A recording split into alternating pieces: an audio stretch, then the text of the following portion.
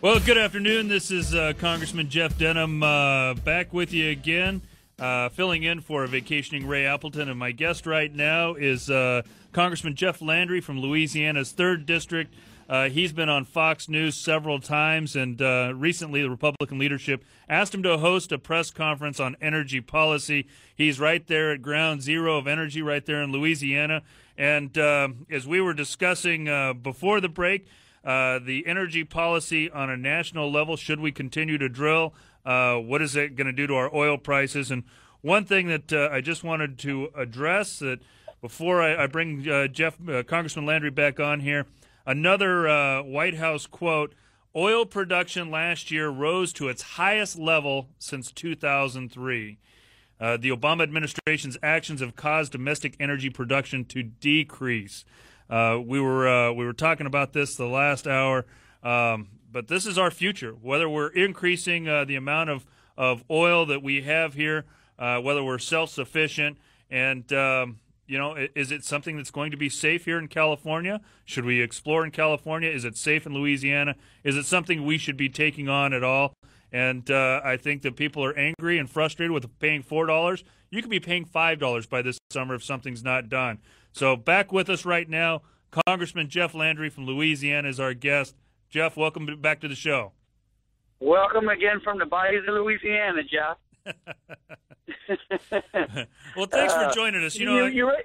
Go ahead. A lot of what's talked about here in California, especially off of the coast, is what happens with our old oil rigs. Most of ours have, I think all of them have been shut down now for the most part. And, obviously we've got a big oil reserve here. We went through the battle in our state last couple of years about Tranquillian Ridge, which is actually an offshore slant drilling. The environmentalists we actually had support from, but yet it's continued to be shut down. And now a lot of people here in California talk about what happened with BP and what happened in your state. And should we ever take a look at California again? And I was hoping you could just walk us through some of the things that you saw. Was it a mistake? Were there mistakes that were made by the administration? Was there mistakes that were made by BP? Are you concerned about the future? Are you concerned about those jobs that are now leaving your state? And do you want to drill again in Louisiana? Well, it's kind of all of the above. First of all, let me make sure that the people out there understand one thing. Offshore drilling is basically categorized into two different industries. One is shallow water drilling, which is activity that takes place in water depths of up to 500 feet. And then after 500 feet, it becomes known as deep water drilling.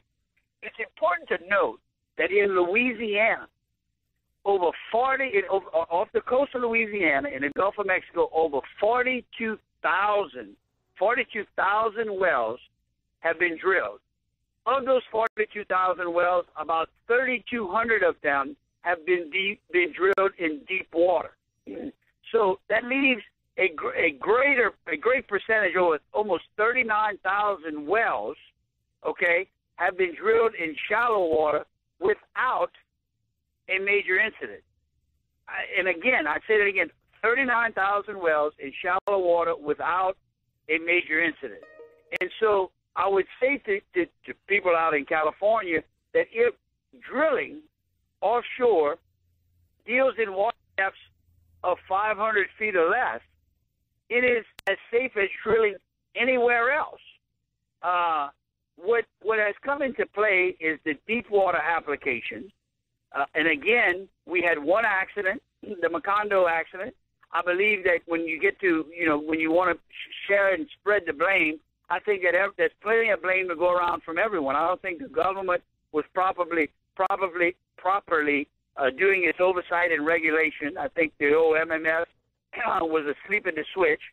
I think that there were some issues with the way that BP was designing their wells and the way they handled themselves on the rig, and there may have been some mistakes made. Again, I think that the industry is safer today than it was on the day that the accident took place. And of course, that's always been something in America that we have accidents. They are unfortunate. We pray for those people who are injured or lose their lives. in those accidents, but we certainly don't want them to die in vain. They're applying a very dangerous work, fueling America's energy economy. But we learn from those accidents and those mistakes, and I think the industry is much safer today than it was the day of that accident, Jeff. And what about the people in your state? I mean, I think you're walking a tight line right now of concern.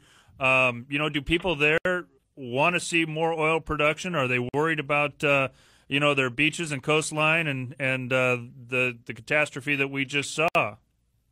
Well, we're always worried about our beaches, our coastline, our estuaries. And just to put it in perspective, Louisiana, the district that I represent, supplies 30% of the oil and gas that our nation uses. 30% of the oil and gas that flows into the United States passes through my district. On top of the fact that in my district, we produce a quarter of the nation's seafood. So think about that. You got 30% of the oil and gas going through my district and a quarter of the nation's seafood, and yet you know what? They both flow through without any problem. So we're always concerned about the impact to our commercial fishing industry. However, we're recognizing over the years that those two industries can coexist. And people down in my district are overwhelmingly hammering the administration to get back to issuing permits both in the shallow water and deep water so we can get back to oil and gas drilling. I mean, it is overwhelmingly everyone wants the oil and gas industry back up and on its feet here in Louisiana.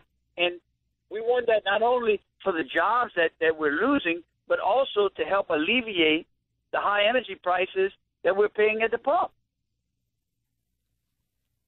What about the oil rigs in your area? I know that you're suffering the same way that we are here with some of the highest unemployment in the nation, obviously for different reasons. You and I talk a lot about the man-made drought that we have here in California and shutting down our ag industry.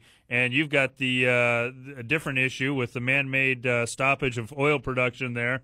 And some of the concerns that you've voiced to me is the oil rigs that you have there, that obviously takes a great deal of money and time to get there in the first place, are now leaving the area. Those are jobs that you may not ever get back. Are you seeing more and more of those leaving today?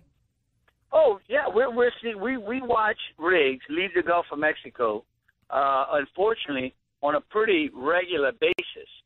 And what happens is when we have to realize that we're losing the newest and most technologically advanced rigs, and those rigs are going down to Brazil. They're going off to the coast of Africa. They're going to be contracted out for 3 to 4 to 5 years, and it's going to be tough for us to get those rigs and those jobs back. And it is a major concern for us. I mean, our rig count continues to decline based upon the president's policy. Oh, amazing to not only continue to lose those jobs, but as we are here, we're going to see a higher price in your groceries because of the high cost of our agriculture industry with so many farms not having the water. You're seeing the same type of problem. Gas prices going up, and yet you're losing jobs at the same time from a resource that we have here in our country. Hey, Jeff, we've got to take another break here. Do you have time to take some callers after this next break? I tell you what, we'll take a couple of callers and then we'll have to skate out. But I'll do that for you, my friend. Thank you very much. This is Congressman Jeff Denham filling in for Ray Appleton, who's on vacation this week, and phone lines are going to be open after this next round of commercials. But please stay with us. Call us at 490-5858 or toll free at 800-776-5858. Jeff Denham filling in for Ray Appleton. Thank you.